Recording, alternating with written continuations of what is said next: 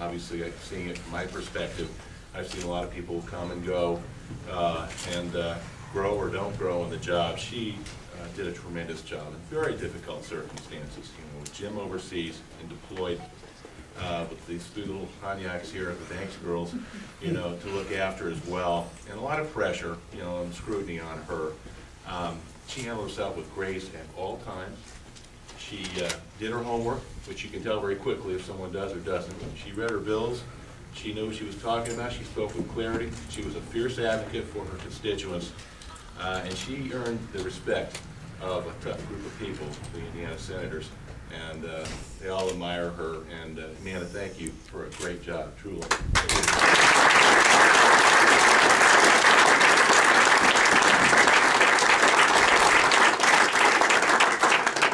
Well, I thought about a little bit of what I wanted to say to introduce Jim today. And I kept going back to the last November and the day that he was sworn in for his new term in the state Senate.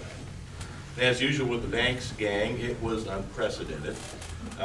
Jim had just won his election, but he had been on active duty since September and was now over in the Middle East. So how are we going to pull this off? We talked to the Supreme Court, found out there were certain things we could do, and of course we did it by Skype, live from Kabul to Indianapolis on the full screen in the State Senate chamber on Organization Day. That was a first. And when Jim appeared on the screen, he was backed up by a large group of fellow soldiers there to support him. And I will tell you honestly, the sight of him standing there with the men and women with him that day, his fellow soldiers, brought more than a few tears to people's eyes in the chamber. It was emotional, surprisingly so. It really hit home that Jim and his colleagues were over there protecting our country and our families, and that they were truly in harm's way. We all got a first-hand view of what a tremendous sacrifice it is for our military families to have their loved ones go overseas to perform perhaps the most difficult job in the world. But I can also tell you that there wasn't a single person in there, including the media, that didn't have a real genuine sense of pride as well that day. Now Jim is home, no doubt older, wiser, and stronger for the experience. And he has the opportunity to serve his country once again, this time as a United States Congressman. Now, Northeast Indiana, if you're going to elect somebody to go to Washington, there are a few key characteristics, traits, and criteria that this person is going to be expected to hold. First, you need to be a proven conservative who understands what that means. You also want someone who understands the Constitution, especially when it comes to the appropriate limits upon federal power and what states' rights mean. You want someone who is unabashedly pro-life, and as Amanda spoke, well, Jim is truly that. His record proves it. You want someone who has experience balancing a budget and a consistent record of fiscal conservatism. And you want someone who has a skill set to work with others as well, sometimes a lost art. In Jim Banks, we have a person who has all of these characteristics and more. I've had the pleasure of watching Jim grow year after year as a state legislator and a state senator. He has talent. He has very special skills. He's a bulldog on the issues, and he is, most importantly, he's a good man, a good father, and a good husband. And that counts high in my book, let me tell you. Jim Banks represents the type of person that we want in Congress. Someone who will never forget where they came from, someone who will be an effective and authoritative voice for our region, and someone who will make us all proud. Which is why I so strongly support Jim's candidacy and why I'm here today to endorse him. Ladies and gentlemen, it's my pleasure to introduce the next Congressman from Northeast Indiana.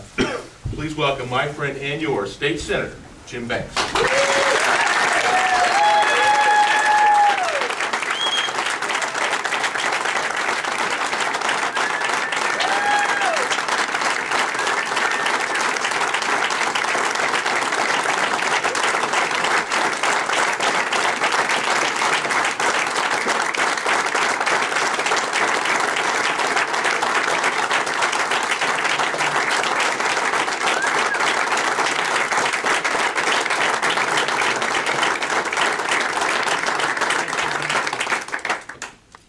Thank you, David Long. It doesn't seem like that long ago that David and I stood in the Senate chamber and we announced that I was deploying to Afghanistan, taking a leave of absence from the Indiana State Senate. And since that time and time again, I've been reminded about how much of a good friend David Long is to the Banks family. I've been proud to serve alongside him for 5 years in the Indiana General Assembly, where we championed many conservative ideas and policies that have made Indiana a greater place. I'm very grateful for David Long's leadership. Please thank him again.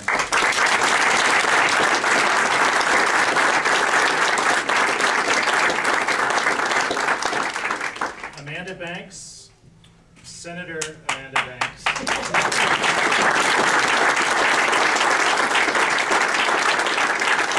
I'm very, very proud of Amanda. On one hand, our story is not unique.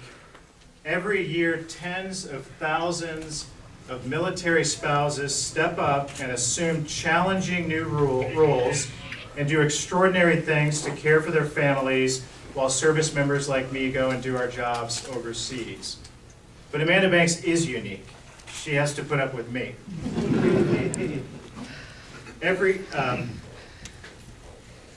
Last week, when I filed the necessary paperwork to notify the President pro tem of my return, which triggered the reversion of the state Senate position back to me, I know that many of you were disappointed. She did a tremendous job, and I'm very proud of her. Amanda, I'm very grateful that you are my wife.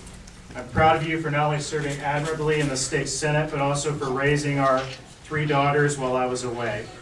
My friends, please join me again for thanking Amanda.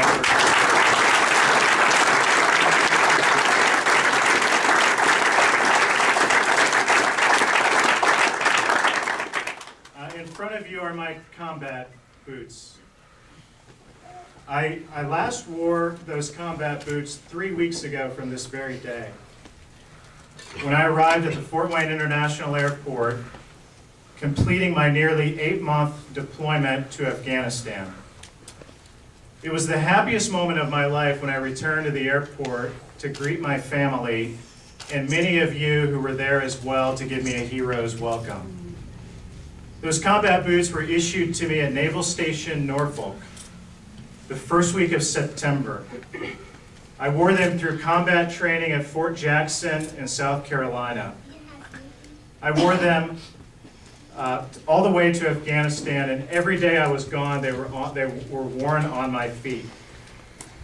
They've been through a lot. They're dirty. My daughter Lily says they smell bad. But those boots represent 228 days that I spent away from home and away from my 3 young daughters. They remind me of the extraordinary men and women that I met along the way.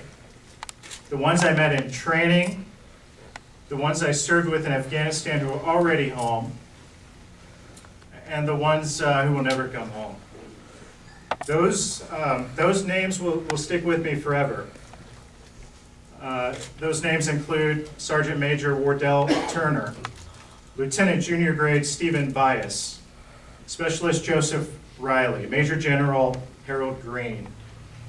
To me, the world is a much more complicated place than it was 9 months ago when I left for Afghanistan.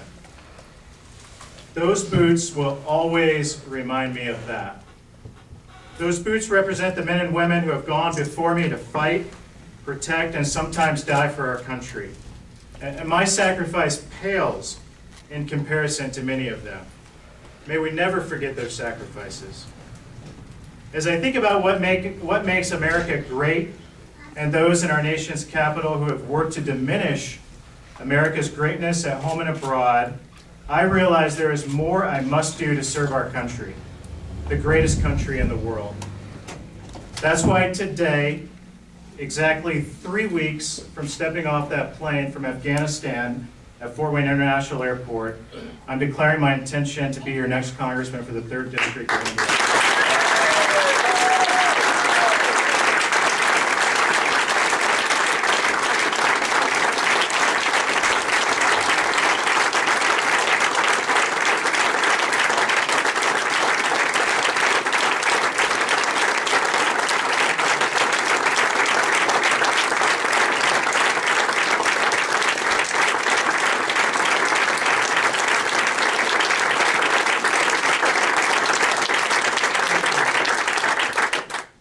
Amanda, the girls and I are ready for the challenge ahead. We know this won't be easy, and we can't do it without all of you. This isn't about me. It's about serving our veterans, serving families in Northeast Indiana looking for better opportunities, and fighting on all of our behalf to restore American greatness. This campaign will be about issues and ideas. We will talk about cleaning up the bureaucratic mess that is the VA. We will talk about supporting our troops and strengthening our military that has been weakened by the current administration. We will talk about creating jobs right here in the 3rd Congressional District by once and for all ending the medical device tax and by protecting and growing the 122nd Fighter Wing. I am proud of our accomplishments at the Indiana State House, including the passage of legislation to repeal the state death tax, to provide better educational opportunities for all Hoosier kids, pro-life measures that make Indiana one of the most pro-life states in the nation, legislation to protect our Second Amendment rights, reduce taxes, and limit the size and scope of government.